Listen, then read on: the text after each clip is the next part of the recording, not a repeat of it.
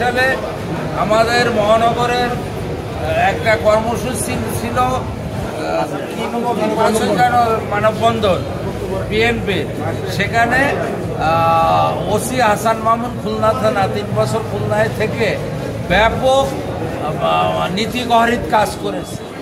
যে শপথ নিয়ে যে চাকরিতে গেছে সেই শপথ ভঙ্গ করে বিএনপি দেখলে সে পিটাবে। এই মামলার বাদী জনাব ফখরুল ইসলাম সাহেব আমাদের মহানগর বিএনপির সাংগঠনিক সম্পাদক, যুব দলের সাবেক মহানগরের সভাপতিও ছিলেন। ওনার আঘাত করে বাম চোখটা চিরতরের জন্য নষ্ট হয়ে গেছে। এখন মামলা করেছেন উনি, আসামি সারেন্ডার করেছে জামিনের জন্য। উভয় পক্ষের শুনানি সহকারে বিজ্ঞ আদালত আসামি নামঞ্জুর করে জেলা জজ প্রেরণের নির্দেশ দিয়েছে। এতে বিচার বিভাগের মর্যাদা আরও সমুন্নত এবং আগামী দিন স্বৈরাচারের আমলের বিচার ব্যবস্থা না হয়ে বিচার বিভাগ আরও ভালো কাজ করবে দেশবাসী, এবং আমরা সেইটা আশা করি।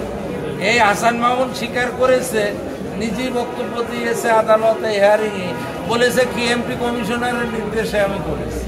তাহলে উনি তো এই কথা বলতে পারেন না, উনি তো অফিসার ইনচার্জ, ওনার তো দায়িত্ব আছে, উনি তো ইল্লিগাল অর্ডার মানতে বাধ্য না।